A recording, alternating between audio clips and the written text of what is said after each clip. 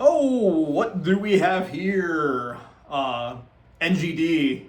I spent the last year without vacation, and I'm finally home in the United States after living in Korea kind of for the last 4 of the 5 years that I've been in the Army. And what I wanted to do is buy myself something nice coming back on leave this time. And so what I did was I bought myself another Strandy, making it my sixth Strandberg.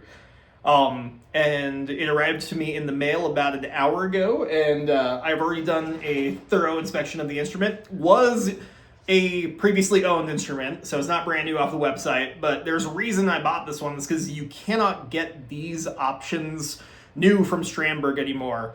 And this was kind of a big deal. So, some context. I had bought one of the Boden Prague NX6s that was on the website. It was the blue one. It had the what is it, Ebenol fretboard.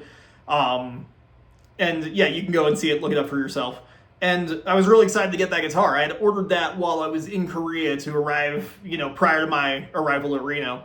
And there were some defects with the guitar. I was super sad about that. I don't blame Strandberg or anything, or Sweetwater, or actually it wasn't Sweetwater. It delivered directly from Strandberg. I don't blame them. It was obviously like a mix-up of some kind. I sent the guitar back. They gave me a full refund. And I was kind of like, oh, well, what do I do now? So I looked on Reverb, and I started looking through some options. And, for a more expensive price points, I really saw this guy calling out to me. And this is another Boden. I want to say that it's a Boden original NX, but it might be a Boden Prague NX.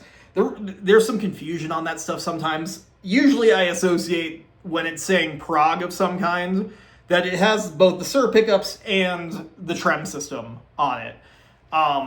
And if somebody knows better than me, they can tell me I'm wrong in the comments. But that's typically what I've associated the Prague versions of the guitar being.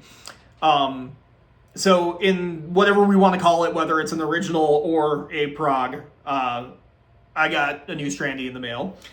And this one is unique for a couple of different reasons. This is kind of a rare find. You can find a ton of the Boden Essentials, the Boden Standards, and the Boden Originals on Reverb. There's hundreds and hundreds of those out there, and I kind of had this issue where when I'm looking for new Strandbergs, that I want different options from something that I already have. And so when I was looking at this guitar, that is something that was important to me. And the thing that is like by far the selling point of this instrument is the neck through design. This is my first neck through guitar ever. I've only ever had bolt-ons my entire guitar playing life. And so this is the first time I've had a neck through. And now, in order for me to give a full analysis on how it differs, you're gonna have to bear with me because I'm with none of the rest of my equipment. It's being shipped to Arizona right now. But when I get there and I have all of my equipment, I'll do a more thorough sort of comparison between all of them. So this makes it my second six string. If you guys have watched my videos in the past, I'm normally an ERG guy. I play a lot of 7 and 8 strings, mostly 8 strings for the last 4 years. I've been mainly focusing on 8 string.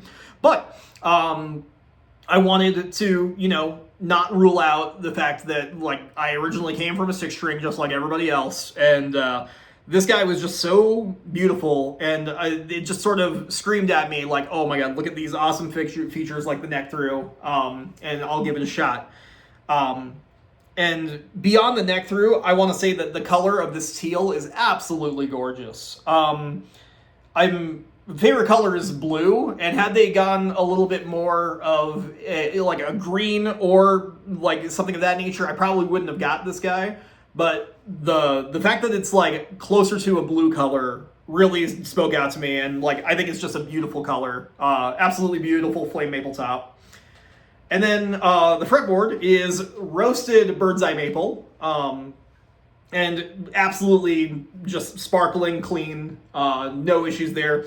The only thing that I can kind of see, and this isn't from the previous owner, but it is from the manufacturer. I don't know if it's visible in the video or not, but there is some stain They kind of got in on the top of the or where the side lumen lays are a little bit. It's definitely the same green stain that's used on the guitar itself. Not a big deal to me. In fact, I'm almost certain we could clean that up in certain places.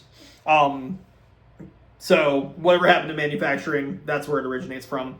Other than that, like absolutely zero dings or dents on this guitar. The previous seller obviously took very good care of it. And it's weird because the only thing that was present, and this is true of every Strandberg, you can kind of see the dings and dents up top there. For some reason, this headstock here is just so fragile. It's that way on every single one of my Strandbergs is like that. You have to, like, depending on your fretboard material, you can kind of see where the strings, friction-wise, the string ends have met the fretboard material up here. But you're always kind of getting scratches up there. For some reason, every single Strandy I have has that problem. I don't know what they can do about it. It's really a consequence of the locking tuners having almost zero elevation above the fretboard. It's like, if there's any kind of string motion going through there whatsoever, it like digs in right into the goddamn fretboard. Whatever, not a big deal, because it's true of every Strandberg, and I buy these not for its headstock. Obviously, it's a headless guitar. I buy it for its other features. So true of any other Strandberg, it is like hyper ergonomic. It's the main selling point of the guitar. I also love the look. I know people, they buy them for the ergonomics and they don't really like the look of them. This, to me, I actually love the look of Strandberg. When I see other guitars, I'm you know, their top woods might be beautiful, their fretboards might be beautiful, even the headstock might be beautiful, but ultimately, like, body shape is so unbelievably important. And probably, like, the next Strandberg that I end up buying, if I do, God, 6 is so many, the design doesn't necessarily change, because I'll probably get a Salon of some kind, but the Salon, the only thing that really changes is the upper horn area to connect like a normal Telecaster would be. And like, obviously that's not a massive redesign of the instrument. You know, like the curves and shape of the instrument itself, the arm bevel, the Endure neck, all those things being present are the most important things of Strandberg and why they're the selling points. And it's lightweight. So if you don't like the look, it still has the utility. I just happen to like both. So, you know, very happy to have this. I'm going to give, you know, obviously a full test drive of this in about a month when I get all my gear and stuff. Like, I have nothing. So I can play acoustically for right now, but yeah, let's hope for a future update. Thanks.